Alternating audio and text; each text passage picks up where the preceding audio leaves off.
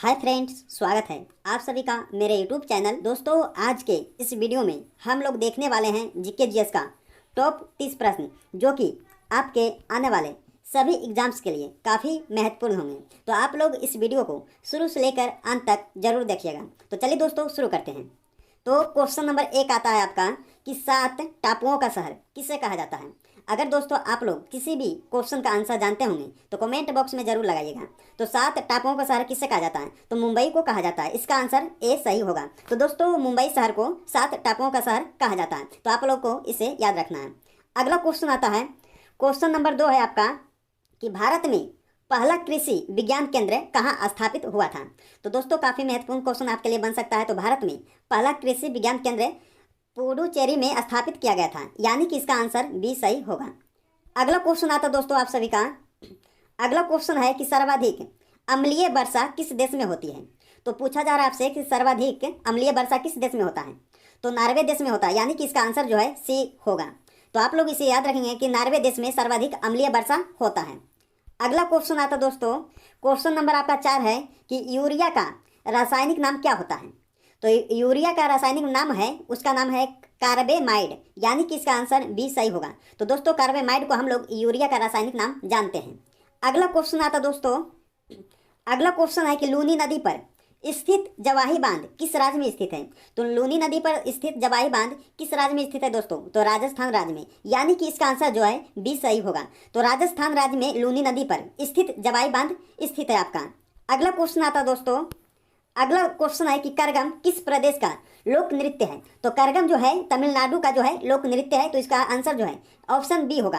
तो बी इसका सही आंसर होगा, जो कि तमिलनाडु राज्य का करगम लोक नृत्य कहलाता है। अगला क्वेश्चन आता तो दोस्तों आप सभी का कि भारतीय जागृति का जनक किसे कहा जाता है।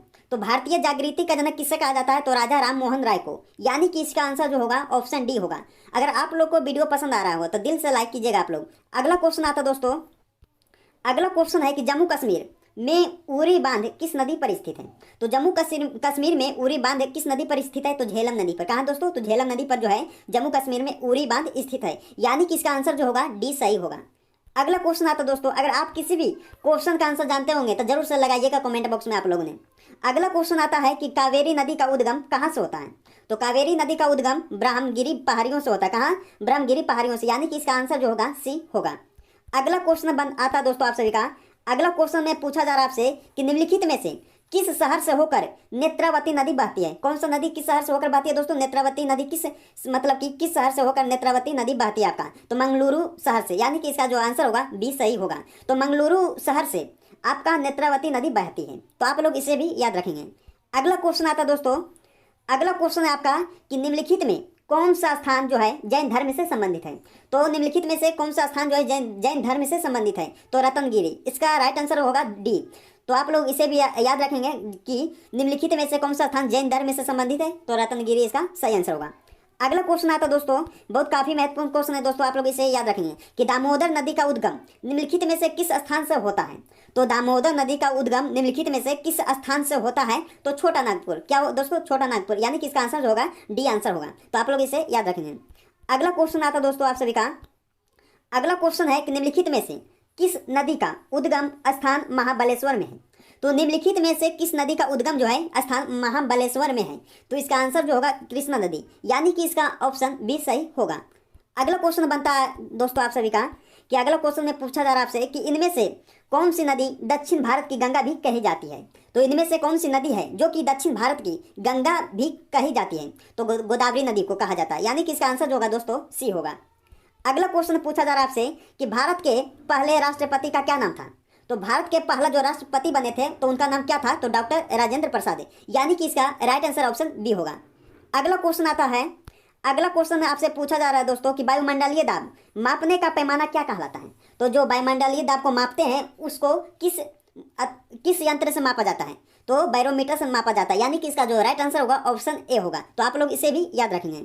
अगला क्वेश्चन आता दोस्तों ये जितने भी क्वेश्चन देख रहे हैं इस वीडियो में आपके लिए काफ़ी महत्वपूर्ण क्वेश्चन बन सकते हैं, और जितने भी क्वेश्चन है बहुत बार एग्जाम में पूछा गया प्रश्न, तो आप लोग इसे शुरू से लेकर अंत तक जरूर देखिएगा। तो अगला क्वेश्चन है दोस्तों कि गुरुत्वाकर्षण की खोज किसने की थी? तो गुरुत्वाकर्षण की खोज न्यूटन ने किया था। किसने किया था? न्यूटन ने, यानी कि इसका आंसर जो होगा ऑप्शन ए होगा। आप लोग इसे भी याद रखना है, बहुत काफ़ी बार एग्जाम में पूछा गया है। अगला क्वेश्चन आता है कि मसालों का बगीचा किस राज्य को कहा जाता है? काफी महत्वपूर्ण क्वेश्चन है दोस्तों, आप लोग इसे जरूर से जरूर याद कर लीजिएगा कि मसालों का बगीचा किस राज्य को कहा जाता है। तो केरल राज्य को मसालों का बगीचा कहा जाता है, यानी कि इसका राइट आंसर जो होगा बी ऑप्शन होगा। अगला क्वेश्चन आता है कि बिहार बंगाल से अलग कब हुआ था? तो बिहार जो है बंगाल से अलग कब हुआ था, किस ईस्वी में हुआ था? तो इसका राइट आंसर जो होगा 1912 ईस्वी में बिहार बंगाल से अलग हुआ था, यानी कि इसका जो आंसर होगा बी सही होगा। अगला क्वेश्चन आता है दोस्तों कि हीराकुंड जल विद्युत परियोजना किस नदी पर स्थित है? तो हीराकुंड जल विद्युत जो है परियोजना किस नदी पर स्थित है? तो महानदी पर स्थित है, इसका आंसर जो होगा ऑप्शन सी राइट आंसर होगा। अगला क्वेश्चन आता है दोस्तों आप सभी का कि अमीबा में कुल कितने सेल यानी कि कोशिका होते हैं? तो अमीबा में कुल कितने कोशिका होते हैं दोस्तों? तो एक कोशिका होता है, यानी कि इसका जो आंसर होगा ऑप्शन ए होगा। अगला क्वेश्चन में पूछा जा रहा है आपसे कि फिरोज शाह कोटला क्रिकेट स्टेडियम कहाँ पर है? तो फिरोज शाह कोटला क्रिकेट स्टेडियम कहाँ पर है दोस्तों? काफी महत्वपूर्ण क्वेश्चन आपके लिए बन सकता है, तो आप लोग इसे भी याद रखेंगे। तो फिरोज शाह कोटला क्रिकेट स्टेडियम जो है नई दिल्ली में, यानी कि इसका आंसर जो होगा बी सही होगा। अगला क्वेश्चन आता है दोस्तों कि विश्व का सबसे बड़ा द्वीप कौन सा कहलाता है? तो विश्व का सबसे बड़ा द्वीप जो है ग्रीनलैंड को हम लोग कहते हैं, यानी कि इसका राइट आंसर जो होगा ऑप्शन ए होगा। तो ग्रीनलैंड जो है विश्व का सबसे बड़ा द्वीप कहा जाता है। अगला क्वेश्चन आता है कि नागालैंड की मुख्य भाषा कौन सी है? तो नागालैंड की मुख्य भाषा कौन सी है दोस्तों? तो अंग्रेजी। नागालैंड की जो मुख्य भाषा है अंग्रेजी को कहते हैं, यानी कि इसका आंसर जो है ऑप्शन डी होगा। अगला क्वेश्चन आता है कि कौन सा राज्य भारत के सबसे पूर्वी भाग पर स्थित है? तो कौन सा राज्य भारत के सबसे पूर्वी भाग पर स्थित है दोस्तों? तो अरुणाचल प्रदेश से इसका सही आंसर होगा, यानी कि इसका ए आंसर सही होगा। तो अरुणाचल प्रदेश राज्य में भारत के सबसे पूर्वी भाग पर स्थित है, ये आप लोग को याद रखना है। अगला क्वेश्चन आता है, अगला क्वेश्चन में पूछा जा रहा है आपसे कि पंजाब के अमृतसर के जलियांवाला बाग हत्याकांड कब हुआ था? तो पंजाब के अमृतसर के जलियांवाला बाग हत्याकांड जो हुआ था 13 अप्रैल 1919 ईस्वी को हुआ था, यानी कि इसका जो आंसर होगा ऑप्शन ए होगा। अगला क्वेश्चन आता है कि अरब सागर की रानी किसे कहा जाता है? तो अरब सागर की रानी कोचिन को कहा जाता है, यानी कि इसका आंसर जो होगा सी होगा। अगला क्वेश्चन आता है दोस्तों कि नींबू और संतरे में कौन सा विटामिन पाया जाता है? काफी महत्वपूर्ण क्वेश्चन है, बहुत बार एग्जाम में पूछा गया प्रश्न है, तो आप लोग इसे भी याद रखेंगे कि नींबू और संतरे में कौन सा विटामिन पाया जाता है? तो विटामिन सी पाया जाता है, यानी कि इसका जो आंसर होगा ए राइट आंसर होगा। अगला क्वेश्चन आता है दोस्तों कि नंदा देवी पर्वत चोटी किस राज्य में स्थित है? तो नंदा देवी पर्वत चोटी जो है उत्तराखंड राज्य में स्थित है, यानी कि इसका आंसर जो होगा ऑप्शन सी होगा।